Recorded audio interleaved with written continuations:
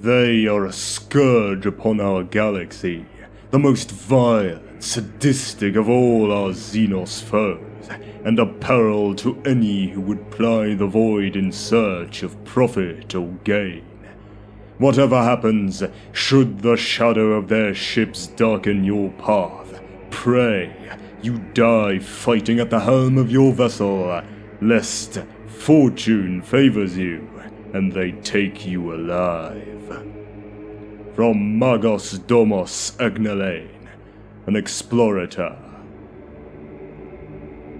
The CALIXIS sector and KORONUS expanse are regions that have some significance to the Eldar, and while it has been many Terran millennia since they have had any major presence there, the worlds of that great frontier are still laced with many thousands of webway passages and tunnels connecting worlds and star systems.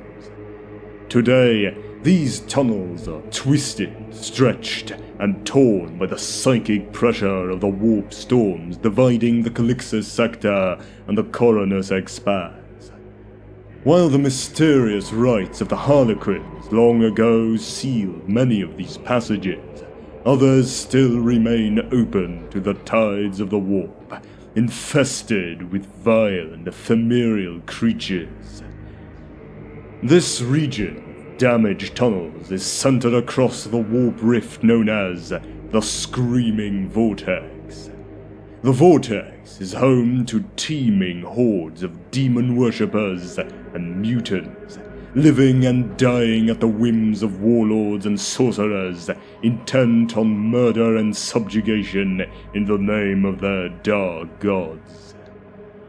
While this is a ready source of slaves and victims for the rage of the region's KABALS, it is a realm largely inhospitable to the drukkari. So strong is the presence of she who thirsts within the storm.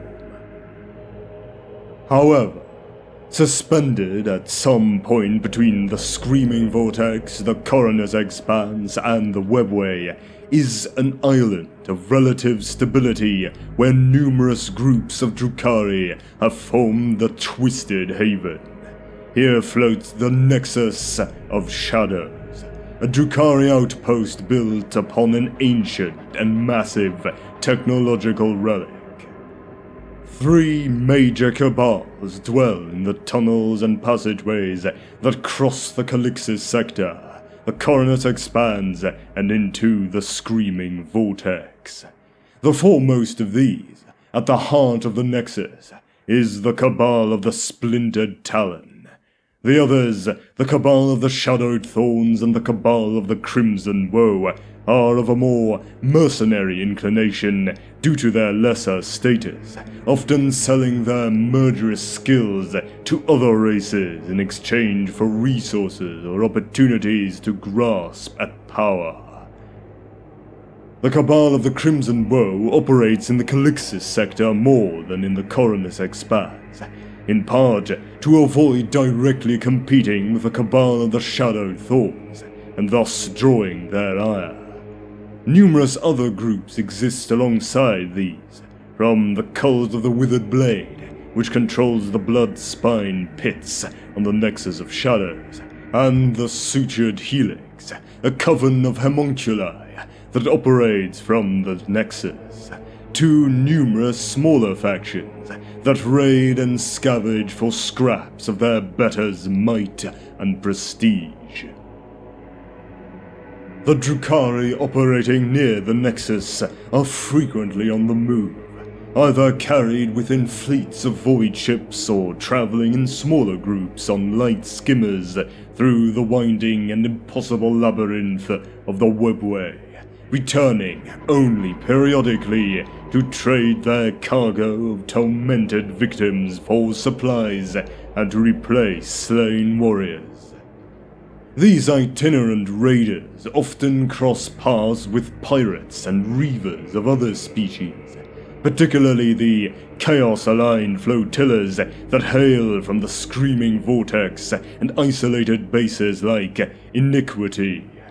A select few of these have been shown the location of the Nexus, so that they may trade in slaves, dark law, and abhorrent technologies. But these are relatively rare. The drukkari are a plague upon the Koronus expanse. Raiders, slavers, pirates, and even rogue traders suffer at their barbed lashes and blades. Any who cross the moor and sail the void of the Koronus expanse learn to fear the wicked silhouettes of their void ships and their seemingly endless cruelty towards all life, including their own. Only vigilance and firepower keep the worst depredations of these terrible raiders at bay. Though, from the dens of Footfall to the commerce halls of Port Wonder, there are countless tales of crew lost and ships savage in their sudden attacks. Within the CALIXIS sector, the Imperial Navy keeps the warp routes and sector worlds protected against the worst of these raids. And while some outposts and lone vessels still disappear at the hands of the foul Xenos, most Imperial citizens sleep soundly, never even knowing that such a depraved species haunts the stars above their heads. In the Koronus expanse, it is different, as that lawless place has neither a fleet capable of guarding the uncharted wastes, nor a tightly controlled network of worlds that can call upon one another in times of need. The expanse is a playground for the drukkari, where, along with a myriad of other alien menaces, they can raid worlds and take void ships with relative impunity, slipping away into the night from whence they came. The power of the drukkari is compounded by the fact that no one knows precisely where they come from or where they go, nor can they explain the aliens' uncanny ability to appear from nowhere and then vanish with their stolen cargoes of goods and slaves just as quickly.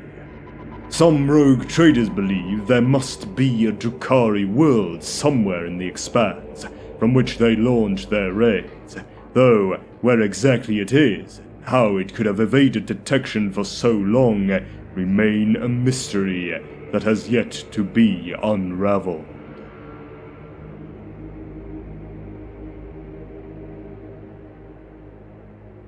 There is no good story without a villain.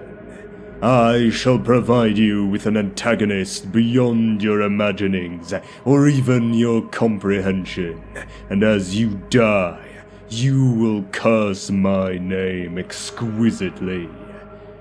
From Dracarus, Master of the Sutured Helix. The Galen sphere upon which the Nexus of Shadows was built is an ancient human relic of the long-forgotten age of technology, the size of a small moon, covered with towers and antennae.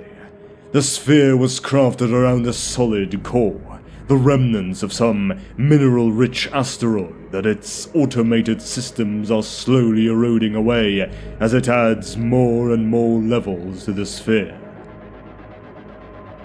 Neither the Galen sphere's alien inhabitants nor those few explorers from the Imperium who have had a chance to study it know its true purpose. How the sphere came to enter the webway is also a mystery.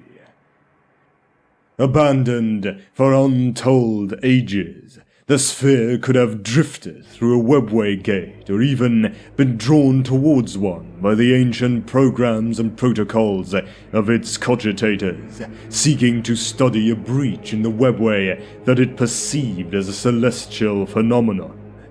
Alternatively, it is possible that some unknown force moved it into the webway for some inscrutable purpose. Once it entered the webway, The spheres spend eons drifting from one region to another before becoming trapped in a confluence of ancient forces and alien power fields. Now, it floats in a relatively stable position, more debris of a forgotten age of enlightenment. It was Selene Maud and her cabal of the Shadowed Thoughts that first rediscovered the Galen sphere and decided to put it to use. After being exiled from Komarach, the Archon spent many Terran years wandering the webway with her fleet, raiding worlds and looking for a place to claim as her own. The sphere, with its well-hidden location and ancient technology, presented the perfect place for a new home. Unfortunately for Selene, the sphere's defenses and legions of servitor guardians were too numerous and powerful for her cabal alone to overcome. Thus, she forged an alliance with Zergan Kul and his cabal of the Splintered Talon, and together they purged the city of its ancient human defenses, destroying that which they could not control and sealing away the areas that they could not inhabit. Even though their forces had secured a landing zone and deactivated the aging orbital defenses, it was to take Terran years for the Drukkari to carve out the areas where they would build their city. As more drukkari came to the nexus, new sections would be cleared of their ancient automated defenses. Often, the drukkari would drive thousands of slaves into an area to identify these dangers, or simply to exhaust a turret's ammunition so it could be destroyed. Other Xenos races were also allowed to settle in the nexus as part of trading missions, though these aliens had to clear their own areas for habitation. The lasting result of this wanton conquest by the Drukkari and their allies is that many areas of the Nexus still show signs of battle, and the stripped remains of the combat machinery of the sphere is a common sight along its shadowed streets. Occasionally, its old defenders rear their heads once again, but the Drukkari usually put them down swiftly. Almost immediately after their arrival and its establishment as a port, the Nexus began to operate as a hub for trade and a base for raiding. Close to the Koronus expanse and the CALIXIS sector, it opened up fresh opportunities for slavers and worlds that before had been out of reach or too dangerous to raid using the fractured remains of the webway. The Nexus of Shadows quickly grew in size and wealth on the backs of its slaves, despite the fact that most Drukkari of Komarach at least openly shunned the cursed place and the outcasts who lived there. The Xenos of the Koronus expanse and the heretics of the Screaming Vortex have no such compunctions, however, and have found the Nexus to be a useful place to trade and congregate, a place far from the reach of the Imperium and utterly hostile to its agents. Selene welcomed such factions into her city on account of the wealth and influence they offered, as well as the added protection it afforded her against those who would try and take the city from her. Unfortunately for Selene, it was not an outside force or an alien that was to oust her from power. In the end, one of her own, Zergan Kul, usurped her and exiled her once more into the webway before she could do the same to him. For many of the inhabitants of the Nexus, this change in power meant little, especially for the slaves, to whom one drukkari Archon is much the same as another. Selene Morn intentionally projects a presence that is both evasive and unmistakable. Her dread majesty is as hard to put into words as it is to ignore, appearing at once menacing and tempting. The Archon catches many of her foes off guard, uncertain of the obfuscated nature of this ancient being. Morn is several thousand Terran years old, though only she knows for certain how long she has been alive, and has seen and done much that would long haunt the nightmares of lesser beings.